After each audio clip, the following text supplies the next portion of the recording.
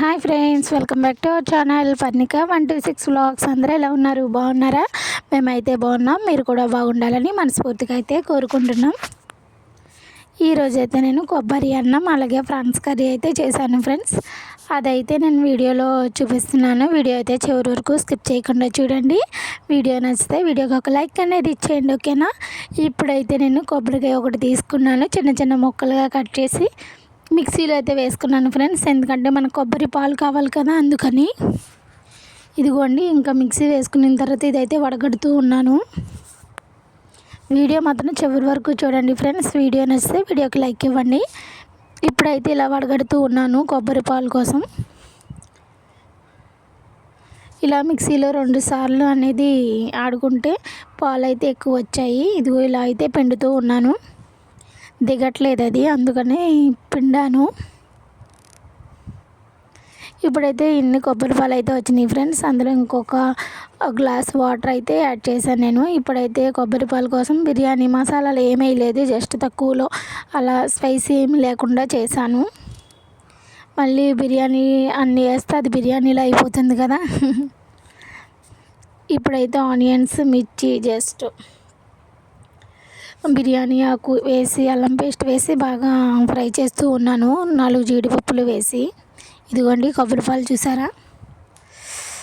ఇంకా ఈ కొబ్బరి పాలు అయితే వేసేసాను నేను ఇంకా ఫ్రైలో. ఆనియన్స్, మిర్చి మగ్గాయి, కొబ్బరి పాలు అయితే వేసేసి ఇంకా రైస్ అయితే గ్లాస్కి 2 గ్లాసులు చొప్పున రైస్ కూడా వేసేసాను, వాటర్ కూడా వేసేసాను. ఇంకా ఉడుకుతూ ఉంది, కొబ్బరి పాలలో ఉడుకుతుంది. టేస్ట్ అయితే సూపర్ ఉంటుంది ఫ్రెండ్స్. కొబ్బరి బిర్యానీ కన్నా ఇదైతే బాగుంటుంది కొబ్బరి పాల రైస్. ఇదిగోండి, మనకైతే ఇంకెలా ఉడుకుతుంది. ఇది నేను బాస్మతి రైస్తో అయితే చేయలేదు, నార్మల్ రైస్తోనే చేస్తాను. ఇదిగోండి, ఇంకా కొంచెం పదునుంది కదా అనేసి ఇంకా అటే పెట్టాను. రైస్ మాత్రం సూపర్గా వచ్చింది, ఉత్తి రైస్ అయినా తినేయచ్చు, సూపర్గా ఉంది ఫ్రెండ్స్. ఇంకా అయితే ఇప్పుడు ఫ్రాన్స్ కర్రీ అయితే చేస్తాను కొంచెం. ఇప్పుడైతే ఆనియన్స్ అయితే నేను కట్ చేసి పక్కన పెట్టుకున్నాను.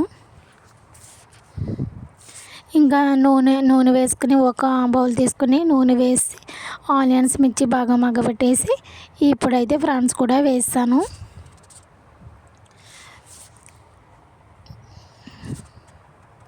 ఈ ఫ్రాన్స్ కూడా బాగా మగ్గిన తర్వాత అల్లం పేస్ట్, ఉప్పు, కారం, పసుపు అన్నీ వేసి వాటర్ అయితే యాడ్ చేసుకున్నాం.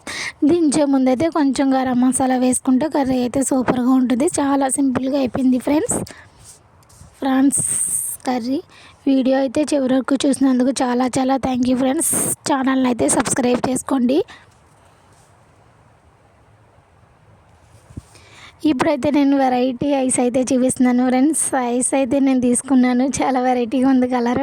నేనైతే తినలేదు, ఇప్పుడైతే తీసుకున్నాను. Thanks for watching, bye.